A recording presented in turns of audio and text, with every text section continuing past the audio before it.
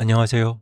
오늘은 사도행전 22절에서 30절까지 말씀 함께 나누겠습니다. 여러분, 어제 우리는 바울이 자기 이야기로 어떻게 복음을 전했는지 살펴보았습니다.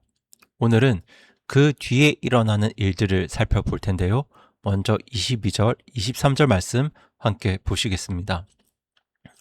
이 말이 나올 때까지 그들이 그의 말을 듣다가 소리를 높여 이르되 이런 놈은 땅에서 없어버리라. 그를 살려두는 것은 합당하지 아니하다 하며 소리를 지르고 옷을 벗어 던지며 먼지를 공중에 날리니. 여러분, 이 말이 나올 때까지 그들이 바울의 말을 듣습니다. 이 말이 어떤 말이냐면 그분께서 내게 이르시되, 하나님께서 바울에게 이르시되 떠나라, 내가 너를 여기에서 멀리 이방인들에게 보내리라. 그러니까 하나님이 바울을 이방인에게 보내셨다는 말이 나올 때까지는 유대인들이 바울의 이야기를 가만히 듣고 있었습니다.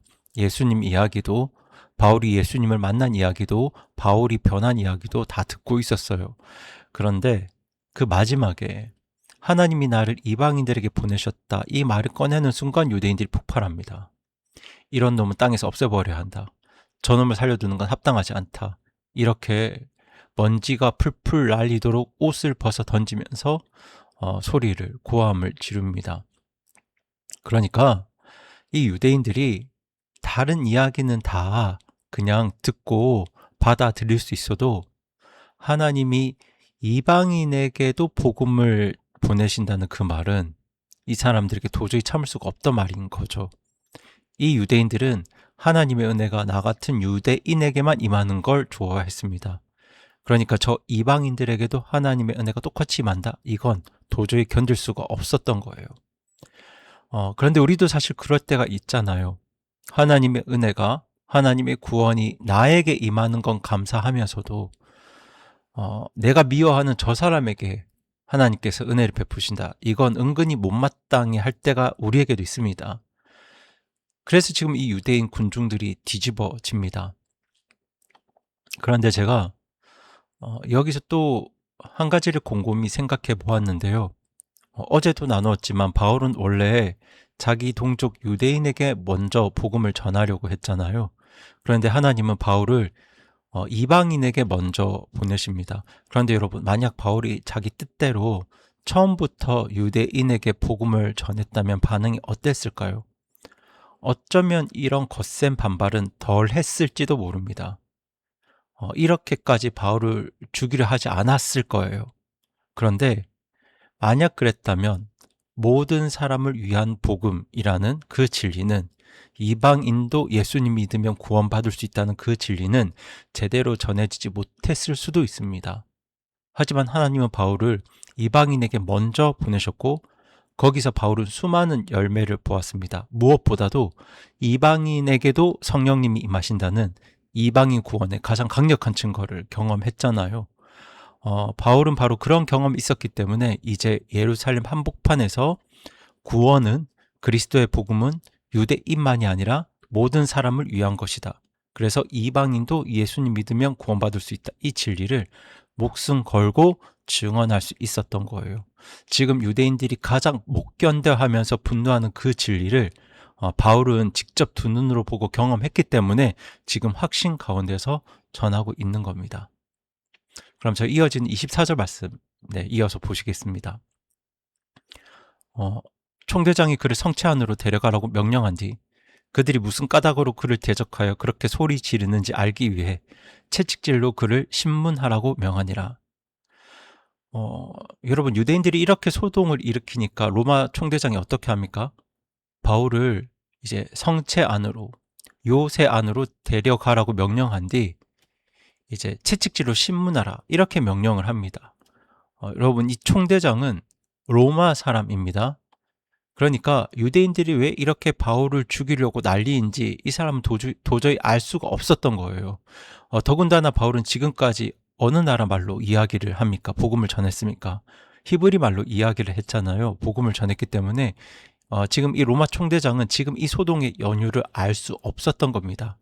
그래서 이 총대장은 매질을 해서라도, 채찍질을 해서라도 내가 그 이유를 알아내야겠다, 이렇게 생각합니다. 그런데 여러분, 여기서 이제 기록된 채찍질은 우리가 생각하는 그런 매가 아니죠. 로마의 채찍은 가죽끈 끝에다가 뼈 조각이나 새 조각을 매달아 놓은 채찍입니다. 이걸로 몇 대만 맞아도 등이 다 찢어지고요. 심하면 맞다가 죽을 수도 있습니다. 그런데 여러분, 이 이야기도 어디서 많이 들어보셨죠? 바로 예수님께서 십자가에 달리시기 전에 이 로마의 채찍에 맞으셨잖아요.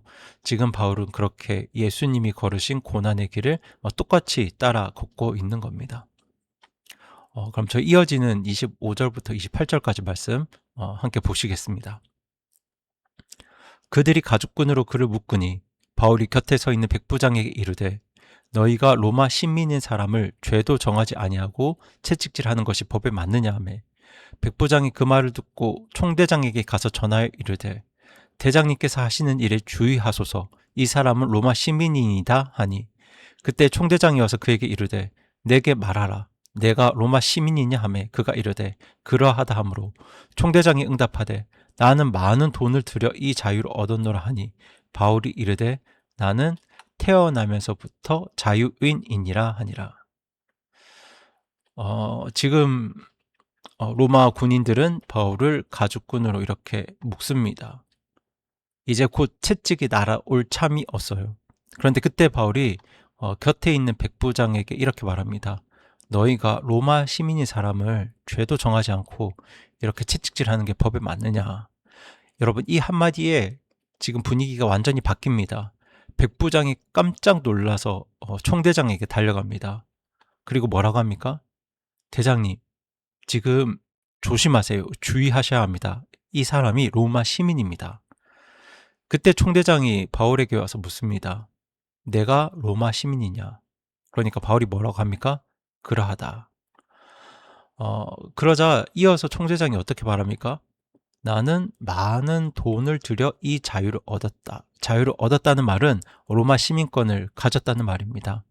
여러분, 이 말씀에서 알 수 있는 것처럼 당시 로마 시민권은 아무나 가질 수 있는 게 아니었습니다. 로마 제국 안에서도 극히 일부만 가진 대단한 특권이었어요. 그래서 이 총대장도 큰 돈을 주고 나서야 겨우 이 시민권을 살 수 있었는데요. 그런데 바울은 어떻게 이 시민권을 가지게 되었습니까? 어떻게 대답하죠? 바울이 이르되 나는 태어나면서부터 자유인이니라. 태어나면서부터 로마 시민으로서의 신분을 가지고 있었다고 말합니다. 여러분, 이게 그냥 우연이겠습니까? 바울이 태어날 때부터 하나님이 정하신 계획과 어떤 섭리가 있었다는 거죠. 그럼 저희 29절 30절 말씀 이어서 보시겠습니다. 이에 그를 신문하려던 자들이 즉시 그에게서 떠나고 총대장도 그가 로마 시민인 것을 알고는 자기가 그를 결박하였으므로 두려워하니라. 이튿날 총대장이 무슨 까닭으로 유대인들이 그를 고소하는지 확실한 사실을 알기 위해 그를 결박에서 풀어주고 수제사장들과 그들의 온 공회에게 명령하여 출두하게 한 뒤 바울을 데리고 내려가 그들 앞에 세우니라. 지금 이 총대장은 바울이 로마 시민인 것을 알자 그 신문을 즉시 멈춥니다. 그리고 바울을 풀어주죠. 그리고 이 일에 대해서 총대장도 뭘 합니까? 두려워합니다. 왜냐하면 당시 로마법에서는 로마 시민을 재판도 없이 묶거나 아니면 결박하거나 또 때리면 그렇게 신문하면 그렇게 벌을 준 사람이 큰 벌을 받았거든요. 그런데 총대장은 이미 바울을 묶어놨으니까, 그리고 채찍질 하려고 했으니까 내가 정말 큰일 날 뻔했구나, 이렇게 겁이 난 거죠. 그래서 이튿날 총대장은 바울을 풀어주고 유대인들이 도대체 왜 바울을 고소하는지 그 진짜 이유를 알아내려고 이 수제사장들과 온 공회를 소집합니다. 불러 모읍니다. 그리고 이제 바울을 데리고 가서 그들 앞에 세우게 되는데요. 여러분 보이시죠? 방금 전까지 채찍에 맞아 죽을 뻔했던 바울이 이제는 풀려나서 유대 최고 의회인 공회 앞에 서게 됩니다. 그 공회에서 일어났던 일들은 내일 살펴볼 텐데요. 여러분, 사실 오늘 본문을 가만히 보시면 이게 바울이 아무것도 할 수 없는 상황에 있었습니다. 지금 유대인 군중들은 소리 지르면서 달려들고 있죠. 군인들은 그를 묶어 놓았습니다. 그리고 무슨 일이 있었는지 알아내려고 이제 채찍질로 신문할 참이었어요. 이 상황에서 바울은 사실 자기 힘으로 할 수 있는 일 아무것도 없었습니다. 그런데 바로 그 자리에서 하나님께서 바울을 지키시는데요. 무엇으로 지키셨냐면 바울의 로마 시민권으로 지키셨어요. 그런데 여러분, 그 시민권은 바울이 급하게 만들어낸 게 아닙니다. 바울이 노력해서 만든 것도 아니에요. 여러분, 이 총대장은 많은 돈을 들여서 시민권을 얻었잖아요. 그런데 사실 바울은 태어나기 전부터 이 시민권을 가지고 있었습니다. 그러니까 누가 예비해 두신 겁니까? 하나님께서 이미 예비해 두신 거죠. 그러니까 여러분, 어,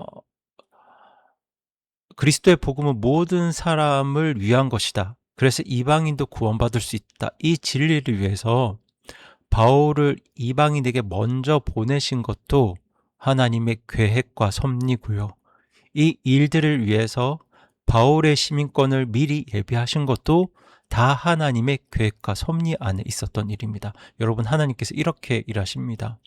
우리가 어찌할 수 없는 큰 소동과 위기의 한복판에서도 하나님께서는 이미 예비해 두신 것으로 우리의 길을 지키시고 또 열어주시는 분이세요.